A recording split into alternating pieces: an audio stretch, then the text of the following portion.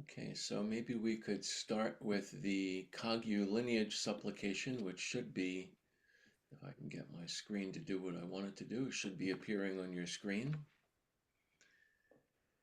Great Vajradhara Tilo Naro Marpa Mila, Lord of Dharma Gampopa, knower of the three times omniscient Karmapa, holders of the four great and eight lesser lineages, Trikung, Taklung, Salpa, these three glorious, Drukpa, and so on, masters of the profound path of Mahamudra, incomparable protectors of beings, the Takpo Kagyu, I supplicate you, the Kagyu Gurus, I hold your lineage, grant your blessings, so that I will follow your example. Revulsion is the foot of meditation, as is taught to this meditator who is not attached to food and wealth, who cuts the ties to this life. Grant your blessings, so that I have no desire for honor and gain. Devotion is the head of meditation, as is taught. The Guru opens the gate to the treasury of oral instructions. To this meditator who continually supplicates him, grant your blessing so that genuine devotion is born in me. Awareness is the body of meditation, as is taught. Whatever arises is fresh, the essence of realization. To this meditator who rests simply without altering it, grant your blessing so that my meditation is free from conception. The essence of thoughts is Dharmakaya, as is taught. Nothing whatever, but everything arises from it. To this meditator who arises in unceasing play, grant your blessing so that I realize the inseparability of samsara and nirvana. Through all my births, may I not be separated from the perfect Guru, and so enjoy the splendor of Dharma, perfecting the virtues of the paths and bhumis. May I speedily attain the state of Vajradhara. So just taking a moment again to connect with your experience of settled, awake mind.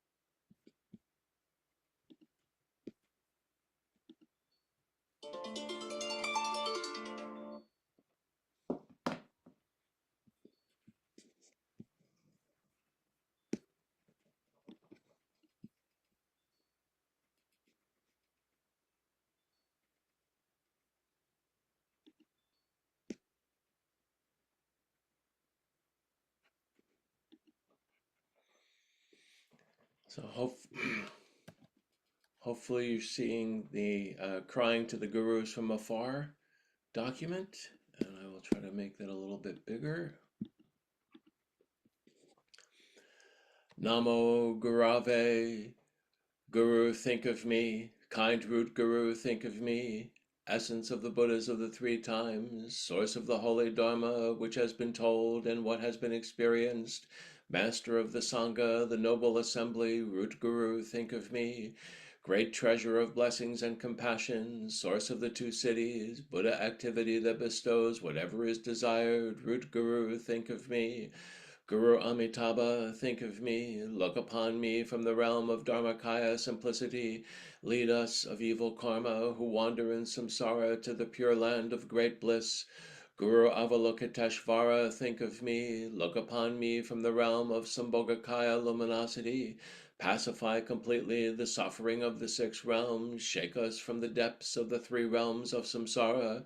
Guru Padmakara, think of me, look upon me from the lotus light of Chamara, the wretched Tibetan people who are without refuge in this dark age, quickly protect with your compassion. Guru Yeshe Sogyal, think of me, look upon me from the celestial realm, the city of great bliss. Help us who commit evil deeds to cross the ocean of samsara to the great city of liberation. Gurus of the Kama and Dharma lineages, think of me, look upon me from the wisdom realm of unity, break through the dark dungeon of my confused mind, may the sun of realization arise. Omniscient Trime Usur, think of me, look upon me from the realm of the five spontaneous wisdom lights, help me to strengthen my primordially pure mind and master the 4 stages of Ati Yoga. Incomparable Lord Atisha, Father and Son, think of me. Look upon me from the amidst 100 devas in Tushita, arouse in me bodhicitta, the essence of emptiness and compassion. 3 supreme siddhas, Marpa, Mila, and Gompopa, think of me. Look upon me from the Vajra realm of great bliss. May I attain the supreme city of Mahamudra, bliss and emptiness, and awaken Dharmakaya in my heart. Karmapa, Lord of the world, think of me, look upon me from the space which tames all beings everywhere. Help me to realize that all dharmas are insubstantial and illusory. Make appearance in mind dawn as the 3 kayas. Kagyus of the 4 great and 8 lesser lineages, think of me. Look upon me from the land of sacred outlook. Help me to clear away my confusion in the 4th moment and perfect my experience and realization. 5 Sakya forefathers, Jetsons, think of me. Look upon me from the realm of inseparable samsara and nirvana. Help me to unite the completely pure view, meditation, and action, and walk upon the supreme secret path. Incomparable Shankpa Kagyu, think of me. Look upon me from the completely pure Buddha land. Help me to learn properly the practice that liberates through skillful means and attain the unity of non-learning. Great Siddha, Tongtung Gyalpo, think of me. Look upon me from the realm of effortless compassion. Help me to practice the yogic action of realizing insubstantiality. Help me to master prana and mind. Only Father Padampa Sanjay, think of me. Look upon me from the realm of accomplishing the highest action. May the blessings of your lineage enter my heart, and may the auspicious coincidence arise in all directions. Only Mother Machiklapti Dronma, think of me, look upon me from the realm of Prajna Paramita, help me to uproot ego fixation, the cause of prize, and realize the truth of egolessness beyond conception. Omniscient enlightened one of Tulpa, think of me, look upon me from the realm endowed with all the supreme aspects, help me to still the shifting breaths in the central channel and attain the immovable Vajra body. Jetson Taranata, think of me, look upon me from the realm of the 3 mudras. May I tread the secret Vajra path unhindered and attain the rainbow body in the celestial realm. Jamyang Kensei Wangpo, think of me, look upon me from the realm of the 2 kinds of knowing. Help me to remove the obscurations of my ignorance and expand the vision of supreme knowledge. Ursus Trilpe Dorje, think of me, look upon me from the realm of the 5 rainbow light rays. Help me to cleanse the impurities of Bindu prana and mind and attain enlightenment of this youthful kaya in the vase. Pema Do Nyak Lingpa, think of me, look upon me from the unchanging realm of bliss and emptiness. Enable me to completely fulfill all the intentions of the victorious ones and their sons. Nakwang Yenten Gyatso, think of me, look upon me from the realm of the union of space and wisdom. May the habit of solidifying reality fall apart, and may I bring whatever occurs to the path. Sons of the victorious ones, Lodro Taye, think of me, look upon me from your nature of Maitri and compassion. Enable me to realize that all beings are my kind parents and wholeheartedly accomplish the benefit of others. Padma Kargi Wanchuk, think of me, look upon me from the realm of great bliss and luminosity. Help me to liberate the 5 poisons into the 5 wisdoms and destroy my clinging to loss and gain. Tenyi Lungtruk Lingpa, think of me, look upon me from the realm in which samsara and nirvana are equal. May natural devotion be born in my being, may realization and liberation simultaneously increase. Kind root Guru, think of me, look upon me from the top of my head, the place of great bliss. May I meet my own mind, the face of Dharmakaya, and attain Buddhahood in one lifetime. Alas, sentient beings like myself, evildoers with bad karma, have wandered in samsara from beginningless time. Even now we experience endless suffering, and yet not even an instant of remorse has occurred. Guru, think of me, look upon me quickly with compassion, grant your blessings so that I give rise to renunciation from my depths. Although I have obtained a free and well-favored human birth, I have wasted it in vain. I am constantly distracted by the activities of this futile life, unable to accomplish the great objective of liberation, and overcome by laziness, I return empty-handed from a land of jewels. Guru, think of me, look upon me quickly with compassion, grant your blessings so that I fulfill the purpose of human birth. There is no one on earth who will not die. Even now, one after another, they pass away. I also will die very soon, and yet, like an idiot, I prepare to live for a long time. Guru, think of me, look upon me quickly with compassion, grant your blessings so that I curtail my worthless schemes. I will become separated from my lovers and friends. The wealth and food which I hoarded in miserliness will be enjoyed by others. Even this body I hold so dear will be left behind. My consciousness will wander in the unknown bardos of samsara. Guru, think of me, look upon me quickly with compassion, grant your blessings so that I realize the futility of life. The black darkness of fear escorts me along, the fierce red wind of karma chases after me, Yama's hideous messengers beat and hack me, thus I experience the unbearable suffering of the lower realms. Guru, think of me, look upon me quickly with compassion, grant your blessings so that I free myself from the chasms of the lower realms. My faults are as large as a mountain, but I conceal them within me. Others' faults are as minute as a sesame seed, but I proclaim and condemn them. I boast about my virtues, though I don't have even a few. I call myself a Dharma practitioner and practice only non-Dharma. Guru, think of me, look upon me quickly with compassion, grant your blessings so that I subdue my selfishness and pride. I hide the demon of ego fixation within, which will ruin me permanently. All of my thoughts are the cause of perpetuating kleshas. All of my actions have unvirtuous results. I have not even gone toward the path of liberation. Guru, think of me, look upon me quickly with compassion, grant your blessings so that I uproot my selfishness. Just a little praise or blame makes me happy or sad. A mere harsh word causes me to lose my armor of patience. Even when I see helpless ones, compassion does not arise. When needy people come to me, I am tied up by a knot of miserliness. Guru, think of me, look upon me quickly with compassion, grant your blessings so that my mind is mixed with the Dharma. I hold on dearly to futile samsara. For the sake of food and clothing, I completely abandon permanent objectives. Though I have everything I need, I constantly want more and more. My mind is duped by insubstantial and illusory things. Guru, think of me, look upon me quickly with compassion, grant your blessings so that I am not attached to this life. I cannot endure even the slightest physical or mental pain, yet I am so stubborn that I have no fear of falling into the lower realms. Though I actually see unerring cause and effect, still I do not act virtuously, but perpetuate evil. Guru, think of me, look upon me quickly with compassion, grant your blessing so that the conviction in karma arises in me. I am hateful toward enemies and attached to friends. I am stupefied in darkness as to what should be accepted and rejected. When practicing the Dharma, I fall under the influence of discursive sloth and sleep. When acting against the Dharma, I am clever and my senses are alert. Guru, think of me, look upon me quickly with compassion, grant your blessing so that I conquer my enemy, the kleshas.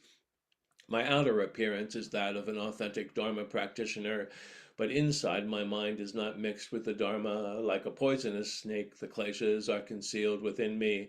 When I encounter bad circumstances, my hidden faults are as a bad practitioner are revealed. Guru, think of me, look upon me quickly with compassion, grant your blessing so that I can tame my own mind.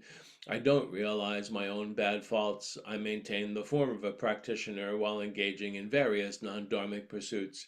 Because of the kleshas, I am naturally accustomed to unvirtuous actions. Again and again I give birth to a mind of virtue, but again and again it falls apart. Guru, think of me, look upon me quickly with compassion, grant your blessing so that I see my own faults. As each day passes, my death is nearer and nearer. As each day passes, my being is harsher and harsher. Though I attend my guru, my devotion becomes gradually obscured. Love, affection, and sacred outlook toward my Dharma companions grow smaller and smaller. Guru, think of me, look upon me quickly with compassion. Grant your blessing so that I tame my stubborn nature. I've taken refuge, aroused bodhicitta, and made supplications, but devotion and compassion are not born in the depths of my heart. I give lip service to dharmic action and spiritual practice, but they become routine, and I am not touched by them. Guru, think of me, look upon me quickly with compassion, grant your blessing so that I may be one with the Dharma. All suffering comes from desiring happiness for oneself. Although it is said that Buddhahood is attained by considering the welfare of others, I arouse supreme bodhicitta, but secretly cherish selfishness. Not only do I not benefit others, I casually cause them harm. Guru, think of me, look upon me quickly with compassion, grant your blessing so that I exchange myself for others. The Guru is Buddha in person, but I regard him as an ordinary person. I forget his kindness in giving profound instructions.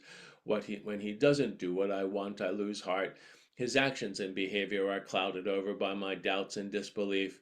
Guru, think of me, look upon me quickly with compassion, grant your blessing so that unobscured devotion will increase. My own mind is the Buddha, but I never realize this. Discursive thoughts are Dharmakaya, but I don't realize this. This is the unfabricated innate state, but I cannot keep to this. Naturalist is things as they really are, but I have no conviction in this. Guru, think of me, look upon me quickly with compassion, grant your blessing so that my mind will be spontaneously liberated. Death is certain to come, but I am unable to take this to heart. The holy Dharma truly benefits, but I am unable to practice it properly. Karma and its results are certainly true, but I do not properly discriminate what to accept and reject. Mindfulness and awareness are certainly necessary, but not stabilizing them. I am swept away by distractions. Guru, think of me, look upon me quickly with compassion, grant your blessings so that I maintain undistracted mindfulness. Because of my former evil actions, I was born at the end of the Dark Age. All that I have previously done has caused me suffering. Because of evil friends, I am darkened by the shadow of evil deeds. My Dharma practice has been sidetracked by my meaningless chatter. Guru, think of me, look upon me quickly with compassion, grant your blessings to enable me to persevere in practice. In the beginning I had no other thought but Dharma, but in the end what I have achieved will cause me to go to the lower realms of samsara. The harvest of freedom is destroyed by an unvirtuous frost. Stubborn people like me have achieved bad consequences. Guru, think of me, look upon me quickly with compassion, grant your blessing so that I will completely accomplish the holy dharmas. Grant your blessing so that I give birth to deep sadness. Grant your blessing so that my worthless schemes are curtailed. Grant your blessing so that I take to heart the certainty of death. Grant your blessing so that conviction in karma arises in me. Grant your blessing so that the path is free from obstacles. Grant your blessing so that I am able to exert myself in practice. Grant your blessing so that unfortunate circumstances are brought to the path. Grant your blessing so that I continually apply my antidotes. Grant your blessing so that genuine devotion arises in me. Grant your blessing so that I glimpse the natural state. Grant your blessing so that insight is awakened in my heart. Grant your blessing so that I uproot confusion. Grant your blessing so that I attain Buddhahood in one lifetime. Precious Guru, I supplicate you, kind Lord of Dharma, I cry to you with longing. I am an unworthy person who relies on no one but you. Grant your blessing so that my mind mixes inseparably with yours.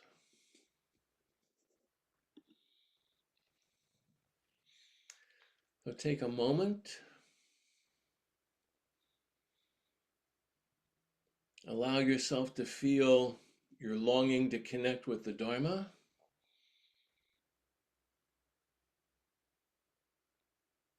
with your teacher or teachers.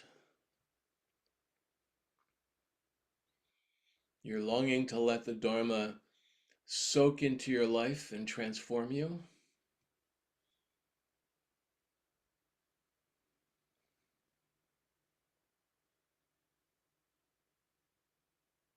Allow yourself to feel the desire to turn away from whatever it is that pulls you away from that resolve.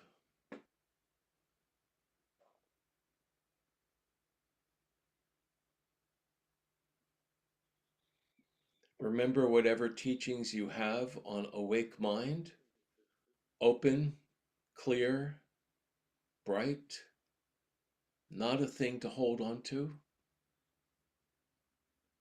an experience that is always available.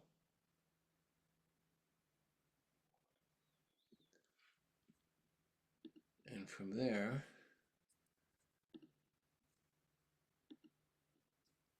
we could begin Amitabha's Pure Land of Great Bliss.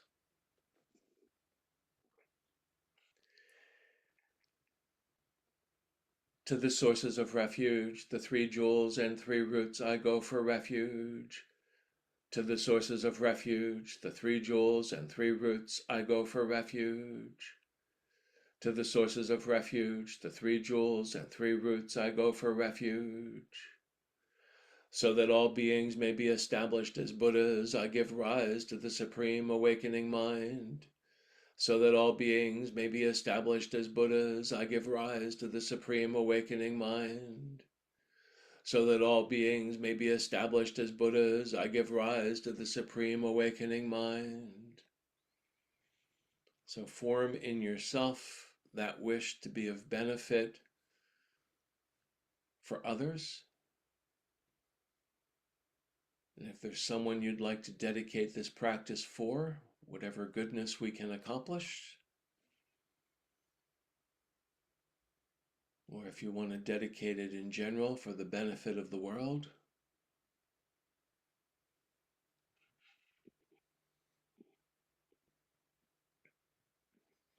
the visualization. In a flower, atop a lotus rising from the water, I am the white bodhisattva Avalokiteshvara. So let's just take a moment. You're, you're not your ordinary self at this point. You have a body made of light. It's youthful, full of beauty and energy.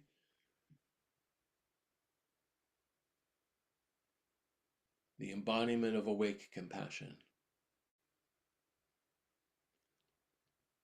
Continuing, before me on a lotus and moon seat is the protector Amitabha, red in color with one face and two arms in meditation posture.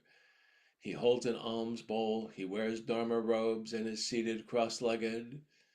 To his right is Lokeshvara, white in color with a single face and four hands, the palms of the inner ones pressed together at his heart. Holding a mala in his right hand and a lotus in his left, he stands on a lotus and moon. To his left is Vajrapani, the attainer of great power, blue in color, with a single face and two arms. In his right hand he holds a Vajra, in his left a bell. He stands on a lotus and moon. They are surrounded by innumerable Buddhas. So again, you're Avalokiteshvara, you're a white body made of light. In front of you is Buddha Amitabha, youthful, red, hands in the meditation posture, resting in his palms is this vase of uh, awake, immortal energy. To his right is Lokeshvara, just like you, white, with four arms, holding a jewel, a blue jewel at the level of his heart, and in his other two hands, holding a lotus and a mala. And to his left is Vajrapani, blue, holding a Vajra and I believe a bell.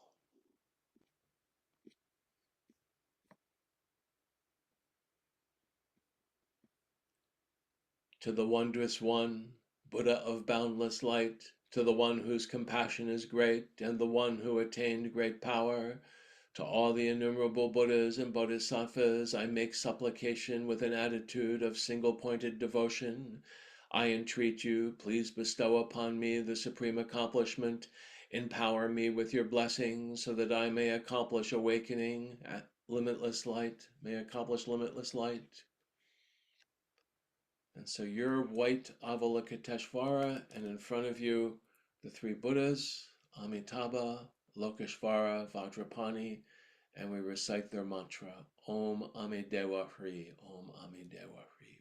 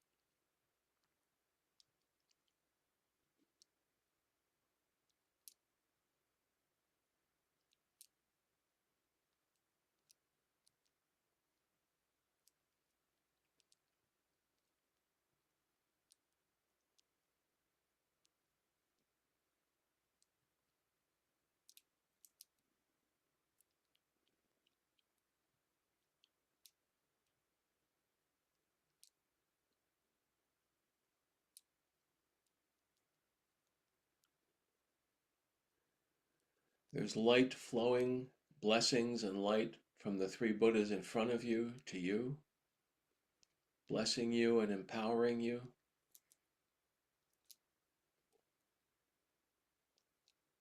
There is no you or no them. There's just awake energy.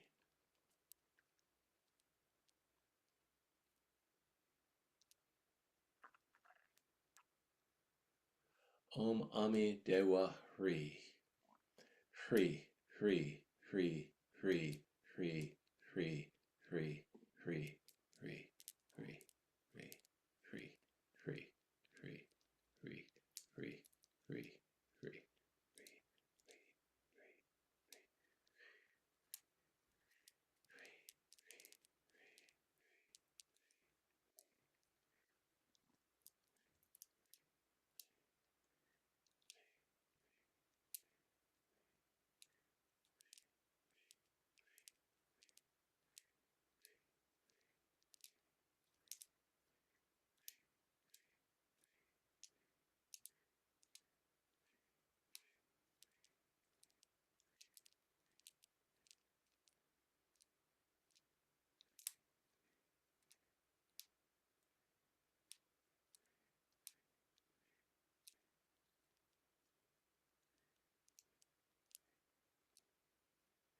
Hri, Hri, Hri. So you're Avalokiteshvara. In front of you are the three Buddhas.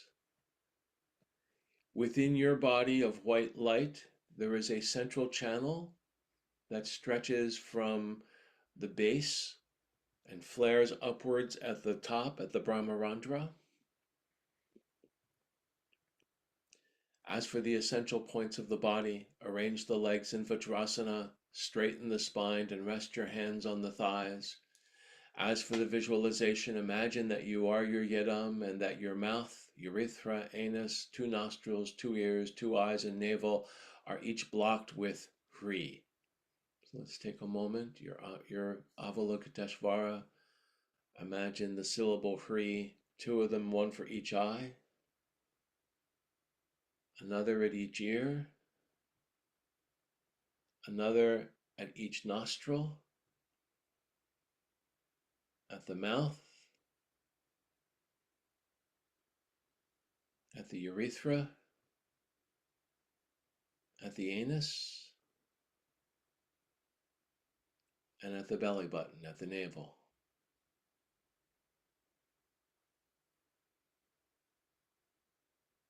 Continuing. In the center of the body is the central nadi, about a wheat stalk in thickness, so a very thin column of light. The lower end reaches below the navel and is closed. The upper end is spaciously open at the Brahmarandra. At the upper end, visualize the root guru as Vajradhara with consort. And so your white Avalokiteshvara, this channel of light stretches from the base all the way to the top of your head, to the Brahmarandra. And seated above that on a lotus, the moon is how I do it, is Vajradhara, who is blue, sky blue in color, with his consort in union. Make offerings and praise and confess your degrading actions. We've done that with the calling the gurus. Holy Guru, please grant your blessing so that my death arises as Dharmakaya, the bardo as Sambhogakaya, and birth as Nirmanakaya. So that this may arise, please grant your blessing so that I am born in the excellent body of a Vidyadhara Chakravartin in the celestial realm. Please grant your blessings so that, having been born in this body alone, I am able to practice all sentient beings pervading space on the great vehicle of secret mantra. Now visualize a four-petaled lotus at your heart center with the syllable Hri on it. So now visualize a four-petaled lotus within the Avaduti. On its anthers, the anthers of the lotus is the essence of mind, a blue letter Ah. And on each of the four petals of the lotus is the syllable Yam. You inhale. You imagine the air filling that central channel from below. The inhaled prana dissolves into the unobstructed Avaduti, filling the Avaduti below the seed syllable. And as the air comes in, it causes the four Yam syllables to flutter. From that fluttering prana arises, lifting the Ah syllable up, and at the same time exclaim Hik, so that the Ah leaps up. Saying Hik 7 times, the Ah leaps up quickly and just touches the feet of the Guru. When we're done that, while dispersing the prana and exclaiming Ka Hik 21 times, imagine that the Ah descends to the lotus at the heart center within the Avaduti. And the chant for the visualization: my body appears as the deity within the Avaduti. My body appears as a deity. Within the Avaduti is a lotus, on top of which is my mind as the syllable Ah.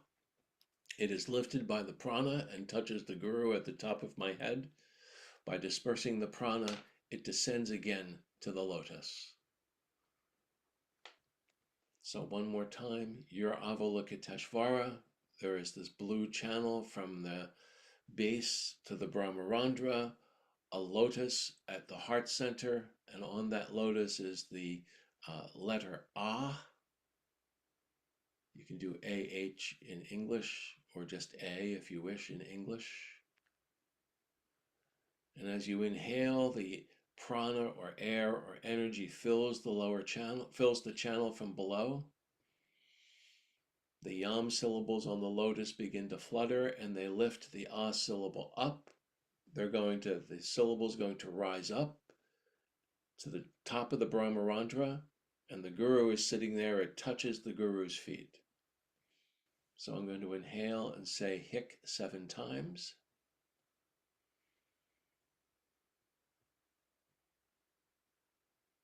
You do this at your own speed.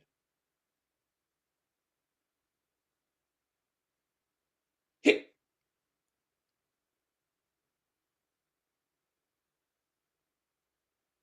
hik,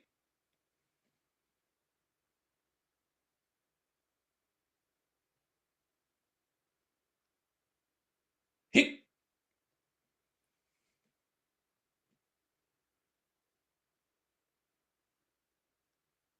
hik,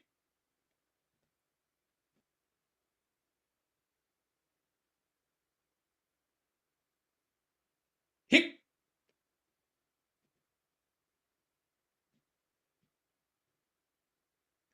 hik.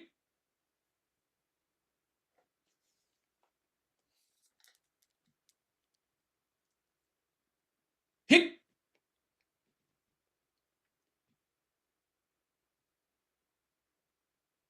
And then when you've done the 7 times, allow the Ah to float down.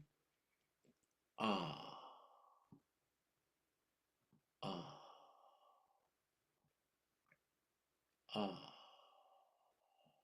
It's coming to rest on the lotus at the heart center. Ah, ah, ah, ah, ah, ah, ah, ah,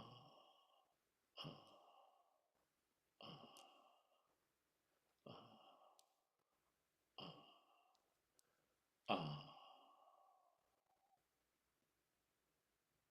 So that was one round of recitation. We'll do two more. So reconnect with the visualization, your Avalokiteshvara, the blue channel of the Avaduti with the Ah syllable on a lotus at your heart.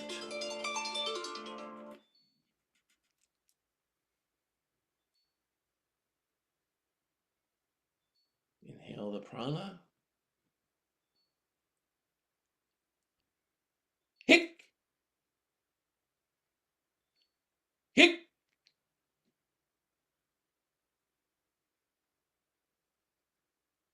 hic,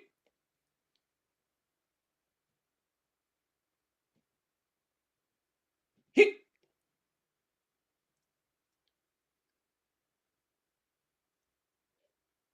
hic,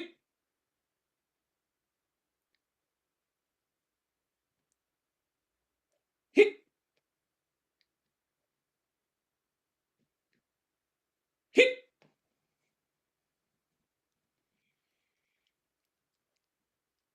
When you're ready, you can do the recitation to allow the Ah syllable to float back down. Kahik, kahik, kahik, kahik, kahik, kahik, kahik, kahik, kahik, kahik, kahik, kahik, kahik, kahik, kahik, kahik, kahik, kahik, kahik.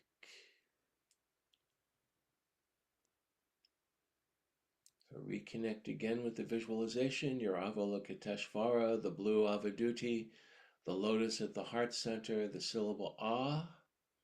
Inhale the prana, filling the central channel, the Avaduti from below. Hic, hic, hic, hic, hic, hic, hic.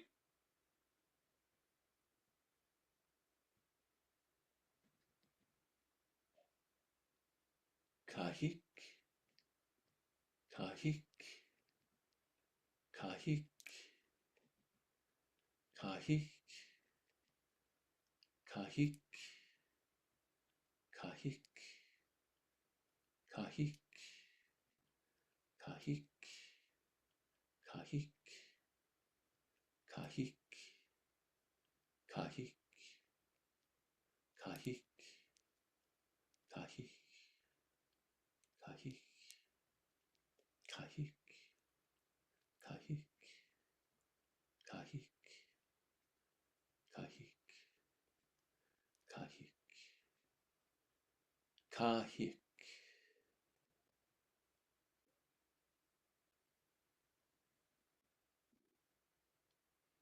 So you're still Avalokiteshvara, and we're going to do Amitayus practice. And so Guru Vajradhara transforms into Guru Amitayus on the top of the head, red, youthful, beautiful, holding the vase with the elixir of immortal awake energy.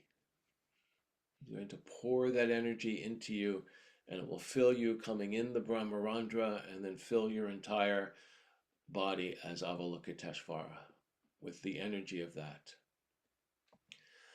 Amitayas, principal guide for the world, glorious one who eradicates all untimely death, refuge for those who suffer without a protector, Buddha Amitayas, we prostrate to you. And then the mantra 3 times. I'm going to do it in English. Homage to the Bhagavat, the King, the confirmed splendor of the wisdom of limitless long life, the Tathagata, the Arhat, Samyak Sambuddha. Thus it is, merit, merit, great merit, limitless merit, limitless merit, the increase of collecting wisdom, the Dharmata, purified of all samskaras, the one arisen in the sky, pure by nature, supremely excellent, great activities, so be it. Homage to the Bhagavat, the King, the confirmed splendor of the wisdom of limitless long life, the Tathagata, the Arhat, Samyak Sambuddha. Thus it is, merit, merit, great merit, limitless merit, limitless merit, the increase of collecting wisdom, the Dharmata, purified of all samskaras, the one arisen in the sky, pure by nature, supremely excellent, great activities, so be it. Homage to the Bhagavat, the King, the confirmed splendor of the wisdom of limitless long life, the Tathagata, the Arhat, Samyak Sambuddha. Thus it is, merit, merit, great merit, limitless merit, limitless merit, the increase of collecting wisdom, the Dharmata, purified of all samskaras, the one arisen in the sky, pure by nature, supremely excellent, great activities, so be it. Om Amarani Jivantaye Svaha. Om Amarani Jivantaye Svaha. Om Amarani Jivantaye.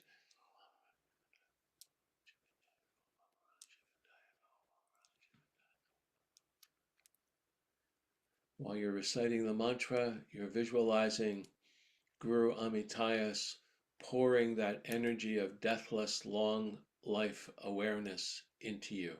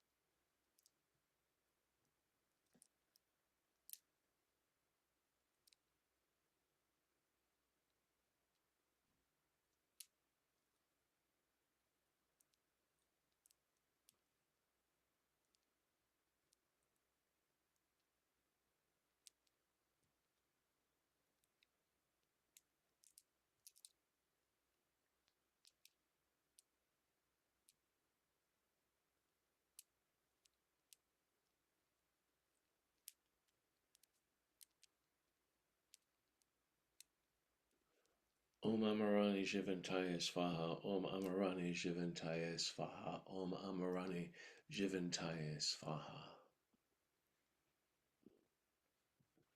So allow yourself to connect again. You're Avalokiteshvara, and in front of you is Amitabha, also Avalokiteshvara, and Vajrapani. The blessed Amitabha in front of me dissolves into light, which dissolves into me. So allow the 3 Buddhas to dissolve into you.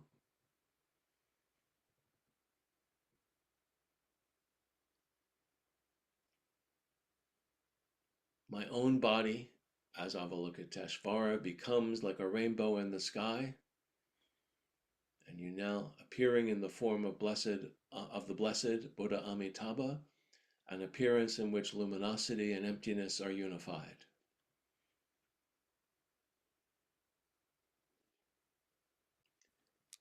The Dewachin prayer. Ema Ho, wondrous one, Amitabha Buddha of boundless light, with the Lord of great compassion, Mahakarunika Avalokiteshvara on your right, and Vajrapani, the Bodhisattva who attained great power on your left, you are surrounded by a retinue of innumerable Buddhas and Bodhisattvas. In your realm of comfort, happiness, and boundless amazements, the realm known as blissful, Sukhavati, may I, as soon as I have passed from this life without interruption by another rebirth, be born there. And once born there, may I see the face of Amitabha. Thus have I made in these words this aspirational prayer. I entreat all Buddhas and Bodhisattvas of the 10 directions for blessings that will empower me to achieve these aspirations without hindrance.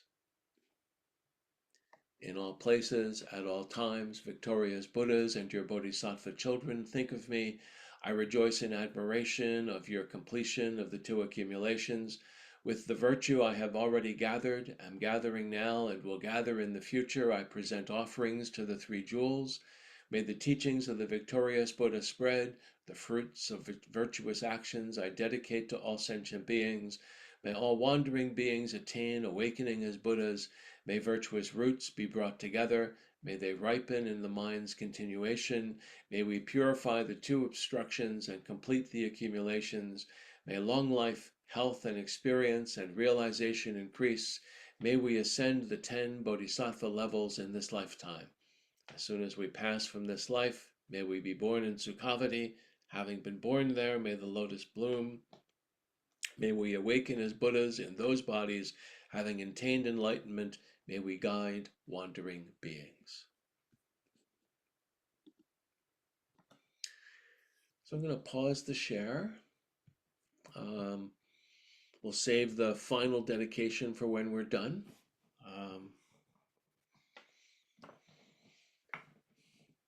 That felt good to me.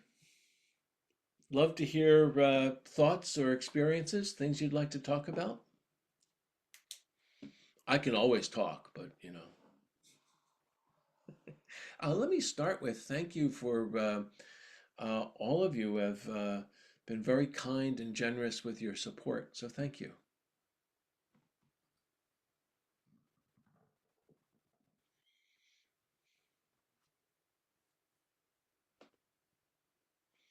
Thoughts, questions, experiences?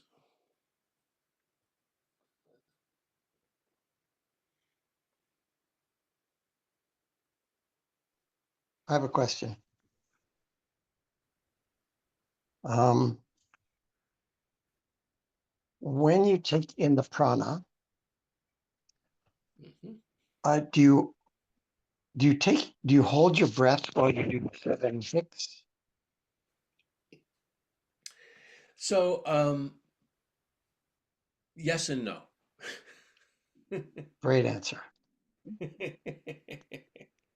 uh,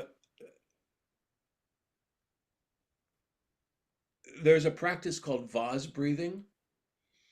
Um, but you know, it's helpful to remember, you know, we're working with the Vajrayana, it's magical, and it is both 100% literal and 100% metaphoric.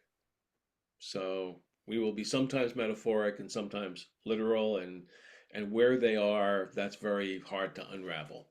So I just go 100, 200%. We're 200%. So in vase breathing, it's called a vase because a Tibetan vase has like a pot belly. It's like a neck and then this like belly, right?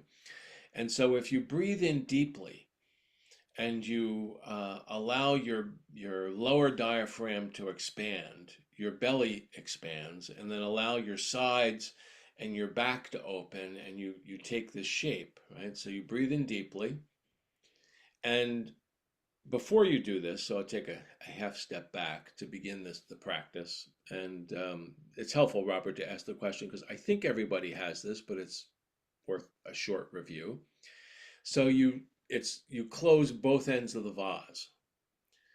Now, if you were being literal and forgot that it was magic, you might go, if it's closed, how does the air get in? And I would go, just take a breath. But the two places where the energy can escape, right, is at the top of the head and at the base. So you tighten the base and you imagine like you've got the Buddha already on the top of your head so that the vase is sealed. And you take a breath in and allow the prana to fill your belly, your lower chamber. So now remind me of your question. Um, Sorry, no redos. Um, I asked whether to hold the breath during the ah, hic. right, right. So you can't completely hold it because you're going to be saying hic, which air will actually be leaving. But the way I was taught this was you imagine that the energy is still being held in the vase, and you're just letting out a little Yeah, and then you refill the vase. And so I don't think it matters personally. I mean, you could do it all in one cycle of breath if you were really an accomplished long lengthed breather. But I think if you take another breath in the middle while you're going hic, or another breath while you're doing the ah or the kahik, right? Like it's all okay. You're just imagining the breath in that lower vase. So that's why it's yes and no. Like, do you take another breath in? You can, right? Uh, or you could do it all in one breath. And it's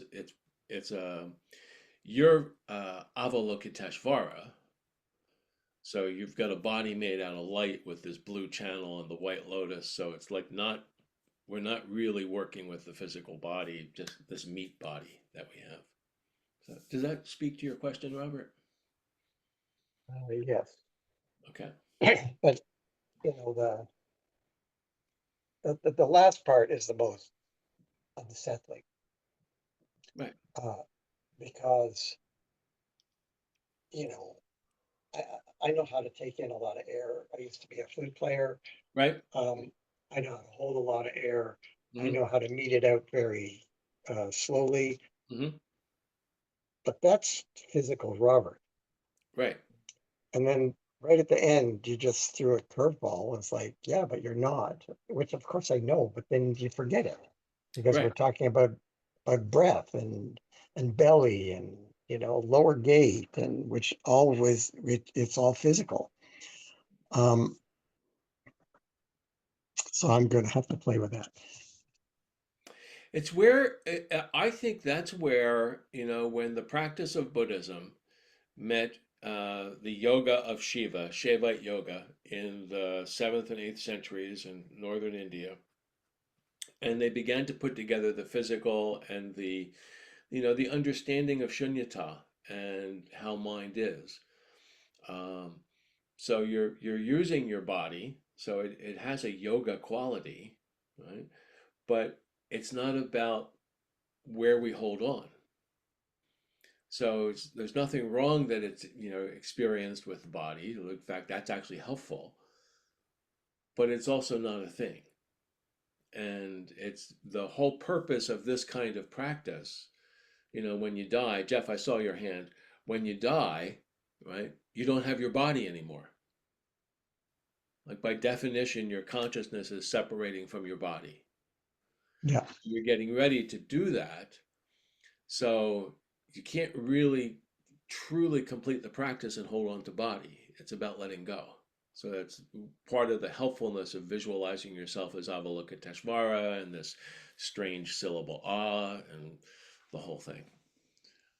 Jeff, I did see you, but I want to give Robert a chance to come back at this just in case. yeah, no, I understand. I think I think this is it's almost like the essential. I'm going to call it a conundrum, but Yeah. it's, I mean, this is it. This is exactly what we're doing. Yeah. Um, and We can't do it if we don't have precious human birth, if we don't have the body. We don't know that, but you and I cannot do Well, yes. Okay, I'm it. what can I say? No answer to that one. Oh, go for it, Jeff. All right. Thank you. This is a sharp group. I'm very conscious of not going too far. I see Jeff and then Robert, or then Margaret. Robert or Jeff? Sorry. Now I'm getting really confused. Whoever. I'm having fun today. I don't know. That's a fun. Um, so I just wanted to share my experience. When we stopped, I was very, very, very peaceful. I just felt very, very peaceful, feeling of well-being. I was less concerned this time with the technical aspects than I was previously.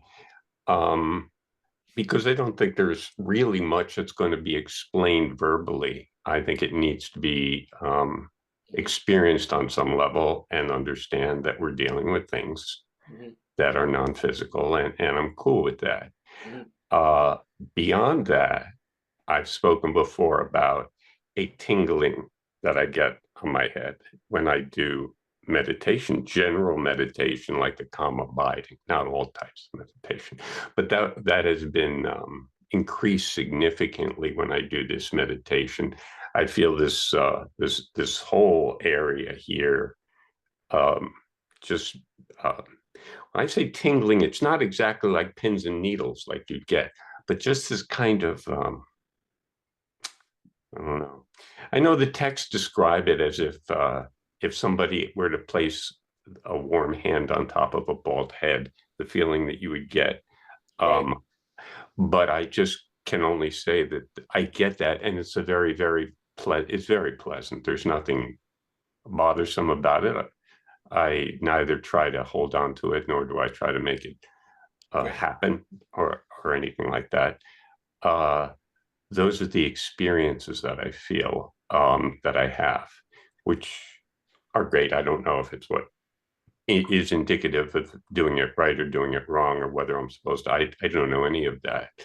Um, I don't. I give up at a certain point reading along with you, and Mhm, I listen to you, and which is fine because I have you on tape and I can listen to you and practice that way. I don't think I could memorize this, or I don't think I could be able to have the same experience if I were concentrating on reading it. mhm. So I appreciate being able to meditate while you're reading it and talking. That's all I got to say. Those are both great. I think the experience, the tingling, that's a good sign, and you have just the right approach. You're noticing and not making a big deal, right? Uh, and I'm glad that the recording, is helpful or listening well. Um, yeah, so that's great. Good. Margaret, you had your hand up. Yes, yes, ditto to all of what Jeff just said. Incredibly peaceful and and grateful, Brian, that you're doing this with us. Because it wasn't really on my itinerary of the next thing that I wanted to do. So, but I'm really grateful. And then this kind of goes to Robert's conundrum. Um, so I'm a woman, as you may have noticed, and when we go through the instruction right at the beginning to close all the apertures, one is conspicuously left out, which is the vagina. So as a woman, I, in 3-year retreat, learned to just add in my own piece of the instruction because we're dealing with the body and imagining at the same time. And so I'm just wondering if you ever had that question come up in with any of the teachers you've been with or in your 3-year retreat practice, and if there was ever any instruction to the women. Well, if there was instruction to the women, I was not included. Okay. But what makes sense to me, and I can't remember where I saw this or heard this, but you're closing all of the openings of the body, um, all the major openings. You know, we're not doing every hair pore, which is also an opening, right? But you're closing all of the major openings of the body. And so having, closing the vagina, yeah, and that makes sense in that context. And again, 100% literal and 100% metaphoric. Like the practice was written by men, written down by men. It's been practiced by women and men. Maybe there's a female version of this, but that's what I think what I'm reading was from it's either Mingyur Rinpoche or somebody else, and it might not have crossed whoever was translating its mind. You know, If I ever have the opportunity with Khandro Rinpoche, I would ask her directly. yeah. And I mean, a Tibetan might go, well, urethra, vagina, blah blah Yeah, blah. I sort of go, no, there is a difference. let's be precise, right? Let's be, but I think it's great, Margaret, that you bring it up because you have to make the practice work for you, Yeah. and it's that idea of closing the energetic openings, and then, you know. Bonnie, it looked like you wanted to say something at some point. Did you want to jump in or? Well, I was just thinking of Naguma. I mean, she had her. He does, yeah. Yeah, I wonder what the liturgy says in. Talopa's sister, Naropa's sister, Naguma. Yeah, Yeah. yeah, yeah. So, and I know Ken MacLeod, he translated. I mean, so in the Sakya lineage, don't they practice a lot of Naguma, They Kaluna?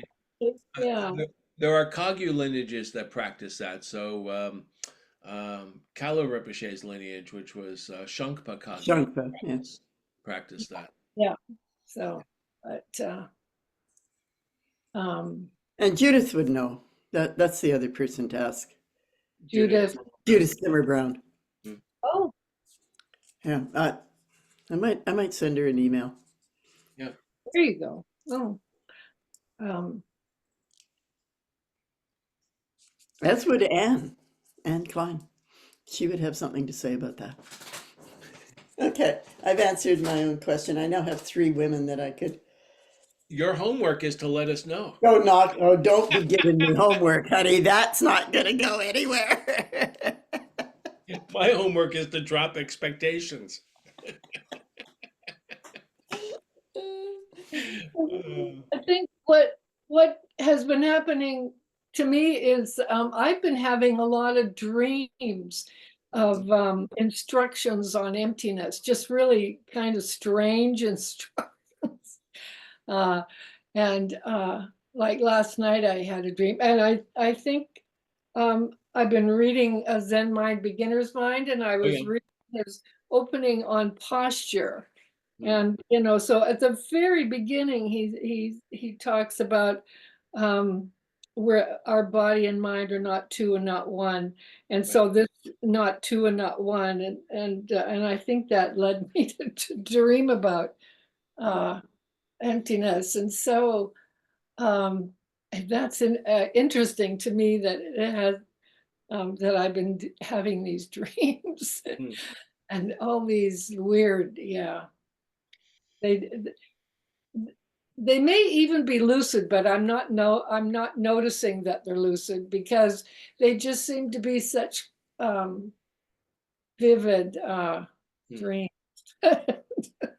Interesting. Oh, that's an interesting. Is there any instruction from your dream that's shareable? Um, well, the dream I had last night, it's just kind of weird. Like it changes. Like there's somehow my clothes I'm wearing are associated, and yeah, just too weird. Okay. But the one dream that I had was this instruction to think of myself as not solid, that I am, like more like a river than a rock. But those weren't the words, but it Right. was kind of that instruction to think of yourself Yeah. as flowing. Yeah. So Oh, interesting. yeah. Well, you know what, we're I love the thing that you shared from Suzuki Roshi that the body and the mind are not the same and not two, like not one, not two. And this practice is very much related to that kind of insight that we're working. It's a yoga. It's one of the 6 yogas of Naropa or many yogas of Naguma, or it's a yogic practice. So back to Robert's question, it does involve embodiment for us, and we're using the felt experience of being in the body. There are signs of progress, like the tingling on the head. That's a physical sign, right? And then there are psychic signs of progress. So, like beginning to, like, dreams about emptiness might be might be a good sign, right? And then the trick with all signs is to sort of, it's like you're driving down the road, a la meditation is freedom, and you see a sign that says your destination is 10 kilometers ahead. Like, that's a nice sign of progress, and you keep going, right? So you don't get too attached, you track it, right? And we're working with something very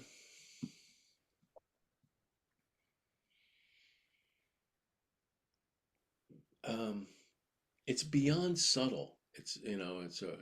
One might say it's profound, like the vivid felt experience of being conscious or aware, or whatever word we want to choose for that. And yet that experience, we could call it mind, but mind more or less makes it into a thing. And there aren't good words for it in English, so I'm just going to call it awake. We're experiencing that, and the profound openness of that, the open, empty, full quality. And that's what we're working with. So this whole practice depends on having some touchstone of that. And yet, for all of us, our experience of that, of ta ta ta or sugata, right, or whatever else we want to call it, uh, we have that mediated through our experience of having a body. And so, not two, not one. Knowing that that is not the body, but it's never independent from the body as long as you're a human being. And now we're practicing taking the essence of that, visualized as the syllable ah, and it's time to check out of Hotel Brian or Hotel U. It's the end of life, and it's like time to leave. And we're practicing leaving, like that leaving. Um, and that is leaving is not a thing. So it is, as Robert noted, the central conundrum, or the central, you know, riddle of it all. So I've rattled away long enough, Jeff. Well, I looked up the word ethereal, and because it came to mind, but I Mm-hmm. wasn't sure that it was applicable. And one of the definitions says it has multiple meanings. Light and airy, something that is delicate or very light, especially in a way that doesn't seem to come from the real world. So I don't know if that applies in any way, but yeah, that's all I want to say. I was I don't know if tempted to it's a use good that word to use. I was tempted to use that word, and I didn't. I'm glad Oh, you picked it up. um, I think I didn't use it because sometimes people treat ethereal uh, as equal to not true. What they'll say is unreal. mm-hmm. They mean is not true. And there is a there is a deep truth to the experience of awake. Yeah. That's not a thing. That is ethereal. So it's sort of like, and now we start dancing with words and trying to figure it out. And friends, I don't want to shorten this, but I did want to ask two questions. Um, so we've done the practice, and all of you are going to be part of the entering the stream thing. So we'll see if we can continue our weekly gathering during that. At some point, so there's two questions, and here's my first one. At some point, it would be helpful to do a slightly longer practice, like maybe do a practice, have a discussion, take a 10-minute break, come back and do a second practice, right? So to practice it a little bit more intensely. Um, so I'd like you to think about, that would probably have to wait until after entering the stream is over, just because there's only so much gas in the Callahan tank. I'll run out of gas. But it would be an interesting thing to do maybe you know, maybe on a Saturday or something, or, so like ask you to think about what's a good day, right? And Tuesday's maybe, actually a good day for me, Brian. what's that? Tuesday, like what we're doing today, practice, Tuesday? talk, and then practice again. Okay. Yeah, that works for me. Yeah, so that's probably, maybe we'll do that after entering the stream, because it's just entering the stream has at this point, I'd be 16 minutes into the next round, right? Um, so the practices will be shorter during entering the stream, just because I need to get off of one and onto the other, right? Um, so the other thing I'd like you to think about, and I really did appreciate the support, and I feel like there's some interest in doing Vajrayana topics and exploring the Vajrayana together and thinking, well, what could we do? So I have an idea, but it's just an idea, and you all might have ideas, and I would love to hear them. Here's mine that's related to this that would take us to, I think, a very interesting discussion. But please just accept this as it's almost like we're at the uh, casino, the Vajra casino, and I'm the dealer, and I'm putting down the first card in a round of 21 or blackjack. I can see a casino eyebrow went up. You never bet on the first card. I wouldn't. You have to let more be dealt. So I really do want to hear what you think, right? So, but I'll put out a card, which is we might take a look at and do sort of like a book study and discussion on Francesca Fremantle's Luminous Emptiness book, which is a commentary on the Tibetan Book of the Dead. And I was thinking, when I was thinking about this, it's like, oh, well, we're doing Phowa. That sort of goes with the Tibetan Book of the Dead. And, maybe we could do them side by each, but we could use Francesca's text, which is a lovely text in English. It's just this little slim volume. Yeah, just a short one. Not. So if anybody else has any other ideas, I'd love to hear them now, or you can think about it, because we have another chance to do this next week. Margaret has an itinerary. I know she mentioned you have an itinerary. I have curiosity what you were thinking about. Oh, you mean what practice do I think about doing for myself? Well, I guess, I don't know. We're kind of, yeah, what you were thinking about when. Yeah, well, I've been, and as have Bonnie and Brian, been doing different Dzogchen practices from our teachers, and so I've been thinking about that. But if we're going to look at this um, and look for a commentary, I think I might look to see if there's anything from Tulku Urgent On this?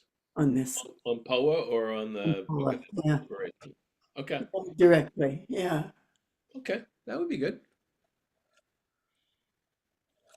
yeah. Um, that book of it's called Luminous Emptiness or whatever it's called. It is just indescribably fabulous. Uh, you know, he's he's a lovely person, and he's a wonderful writer. It's something. It's really delicious to read writing of somebody who is so accomplished on so many levels. So I'm all in favor of doing that, and other practices too. I mean, other readings. Uh, so, I mean, to really seed the Phowa practice with teaching all the teachings around it and combining it with practice. Like if we did that, I would like to practice each time we did it, Okay. so that um, I did want to just ask one quick question. The trying to the guru from afar text that you did today was different from the one that you used last time. This is actually my favorite one. Okay. Um, it's long, but it just brings back. I have the original one that was translated by Ken MacLeod. It's very similar, but there's some differences. So, and the other thing is, I cannot be here next Tuesday, Okay. Okay. to my great chagrin. I think the one I used last time, I really need to see if because I know I typed it out, was a copy from the 6 yogas practice we did in retreat, which is a shorter version of Yeah. the one we did. It was more of a kaiju practice. Yeah. Well, this was pretty Kagyu, the one we just did. Mhm. Yeah, maybe it was more a Shambhala practice actually. But it doesn't matter. Anyway, I love the long one. Anyone else? Um, Thoughts? Well, this one from 3 Retreat is called Calling the Guru from Afar. Isn't the other one called Crying to the Crying. Crying to the guru. Yeah. Yeah. Yeah. So, I'm gonna see if I can. and I think I have a copy of it. I was trying to find it, but it's in here somewhere. Um, I I signed up for this online dictionary from Tony Duff Oh Oh, yeah. organization, Mm-hmm. and it's an annual subscription. And I got this book. I didn't ask for the book. I didn't buy the book, but it's his translation of all this Dzogchen teachings of Tsokmi Rinpoche, Oh. which is and Tony Duff is kind of an interesting translator in this book. But so Dzogchen, to me, the Dzogchen was kind of a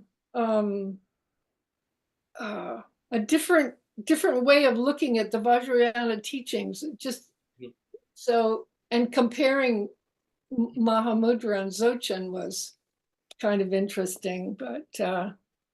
But I'm happy to do luminous emptiness, and maybe there are others who would be interested in doing that book, going through that book as well. But maybe not the Phowa. Can I come back for a second? I love I think doing the practice together is really important. So that sort of goes to what you were just saying, Bonnie. And I wonder if, and I'm more than happy to do this, is to insert into the practice, the printed practice that we're all doing together, the crying to the guru from afar, and we should just agree among us which is the one that we should have in there, and maybe we should just have the shorter one. And I'm happy to do that if you can get it to me, and then I'll just create one document just to save you time, Brian. I just found it, so I will send it to you. Okay, so I like what that I'll do then. putting it into the Sorry. I like the idea of putting it into the text, so that's great. Okay, so I'll do that. And what I also did was in my text, I inserted the ah symbol, Hmm. syllable.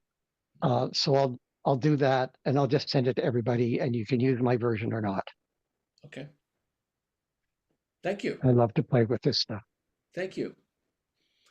Um, Somebody shared with me from a discussion I was not at uh, some offers to be helpful, like what you just said, and I'm happy for that. So more discussion as we go along. Um, but Brian, I uh, want to clarify what group of people are going to talk about luminous emptiness? Are we talking about our little POA group or a bigger group? well, I think we're talking about a Vajrayana discussion. I was thinking just us, but if there's somebody that is a Vajrayana practitioner that any of you think Yeah, then that gets complicated Uh-huh. in terms it, of scheduling and time and whether or not we're doing the POA practice like Robert would Mhm, like to do or not. So I mhm. just wanted to clarify. I thought we were talking about this small group. Okay. Well, So let me that's just add my voice to this.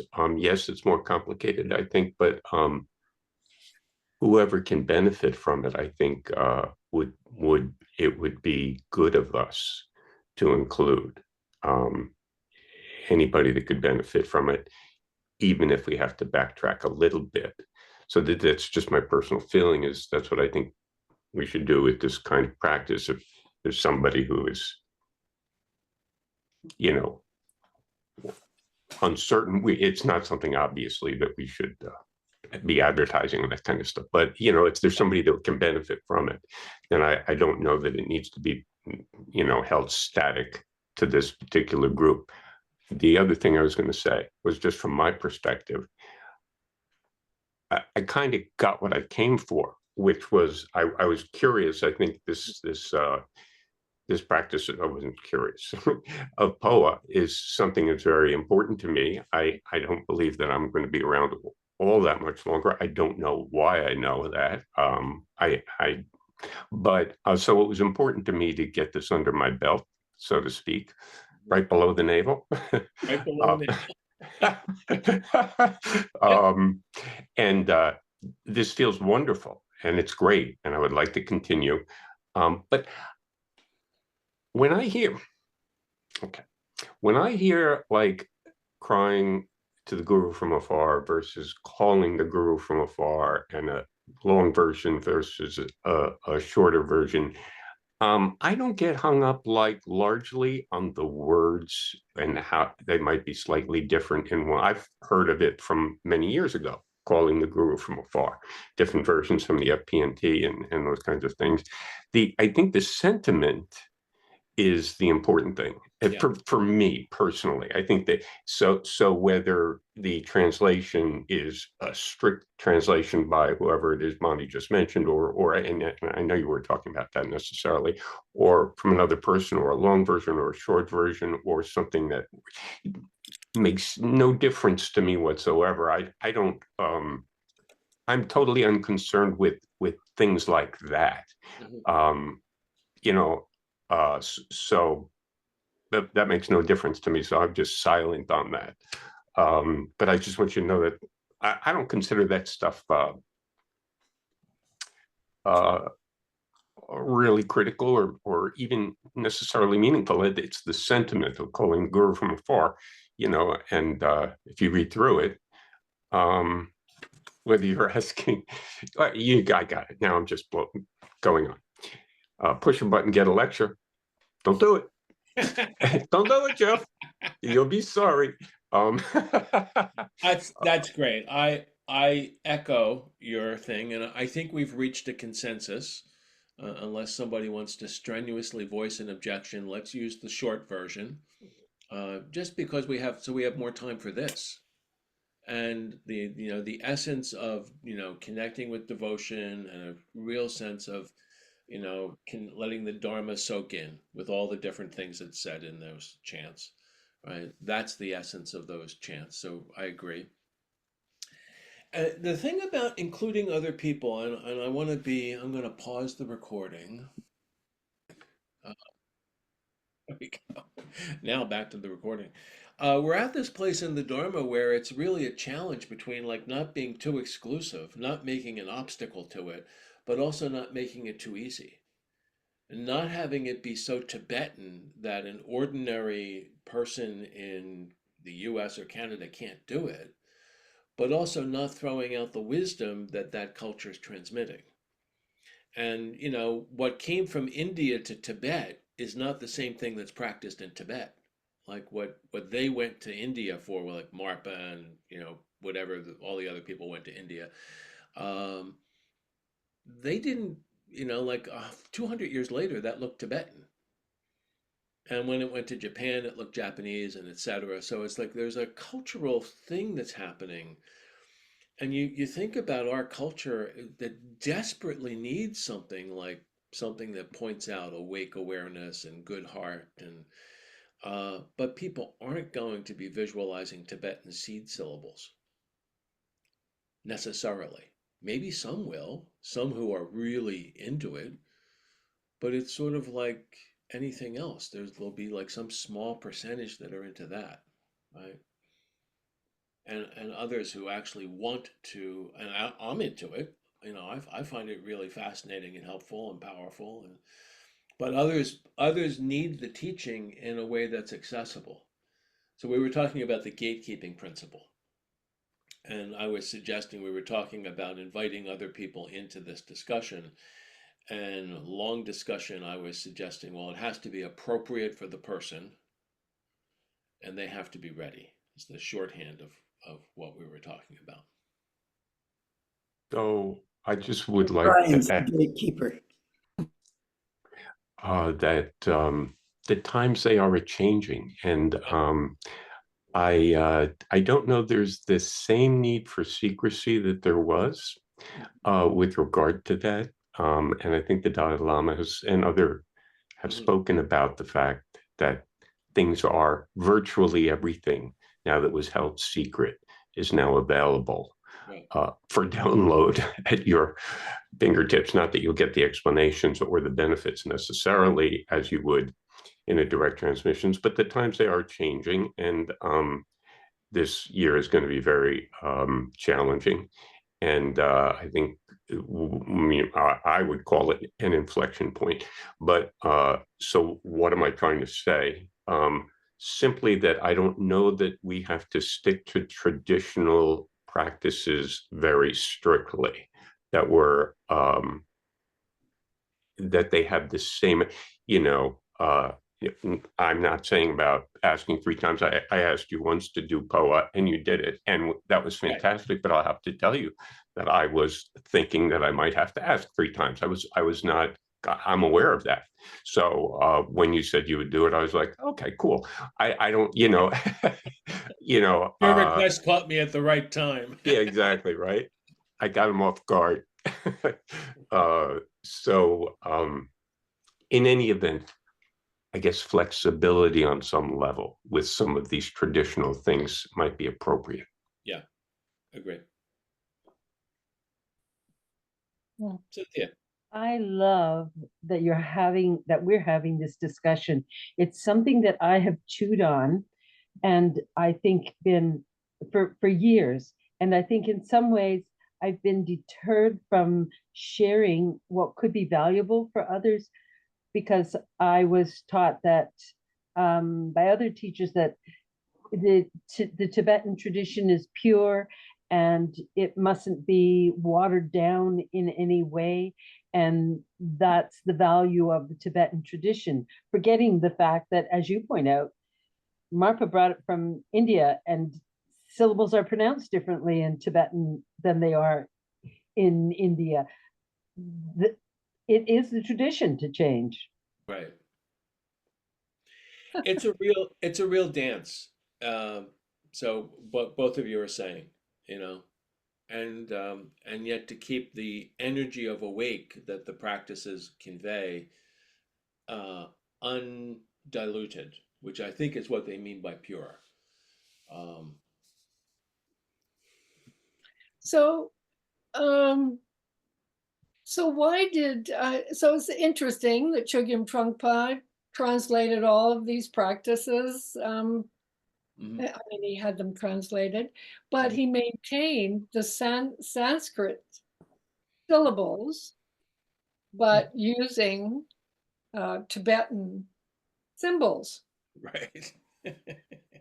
And I really, I mean, I enjoy practicing with the Tibetan Sanskrit combination. I mean, that's the way, I mean, and of course, so some in some sense translating it, I don't know.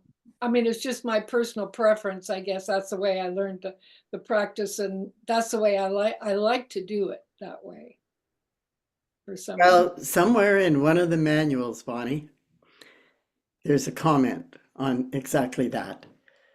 And basically told the translation committee, this is my paraphrase of it, and it's really loose, so don't hold me to it. He told the translation committee that it wasn't possible to translate the Sanskrit syllables adequately into Tibetan, and they should just use the original syllables. However, Tibetan syllables. they should use the Sanskrit and not try and translate the Sanskrit, but use the alphabet, use the Tibetan alphabet. And then that has a whole other discussion around it. But we also have been taught to do practices, central channel practices, without syllables, which is another approach. And maybe, I don't know, maybe that's for another day, Brian. I think that's for another Yeah, day. I mean, I have I want to talk about that. Yeah. Okay. Well, we do things like, there's a symbol behind you for those of us who are Shambhalian. That's not a letter. That's the equivalent of a scepter. So there's like, And I'm wearing it. you're wearing it. It's called the ashe, blah, blah, blah. But an interesting thing is the Buddha did not write or speak Sanskrit. No. As far as I know, that language did not exist until a couple of hundred years after the Buddha. So we make up stories. Yeah. It's it's sort of like the Bible was written in Koine Greek, the New Testament, most of it. Well, Jesus didn't speak Koine unless he lived in Corinth, which it doesn't. I don't see anything in that story about him hanging out in Corinth, or Ephesus, or So it's funny how we make these things, you know. I also like the Sanskrit and the Tibetan mashup, and we're at the Western mashup. But friends, sadly, this mashup has to end. I think I have somebody coming to the house in 10 minutes, and I've got to go down and clear things off the sofa so they have a place to sit. This has been wonderful. I will look forward to seeing you all in a week. Robert, I know you can't make next week, and I will send the different pieces of this as soon as I can, the recording and whatever. So do you have a time when we want to start a book study? let me think about that, and I don't off the top of my head.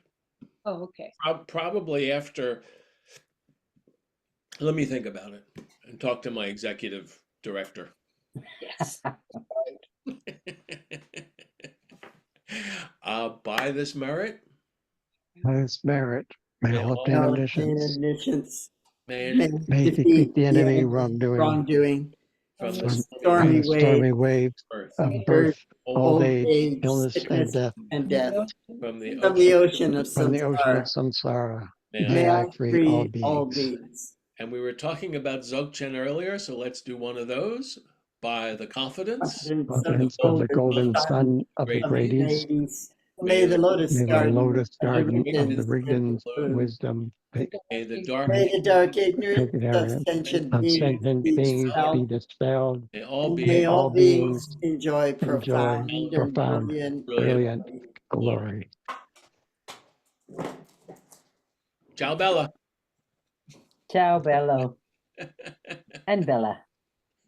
Many. Hey.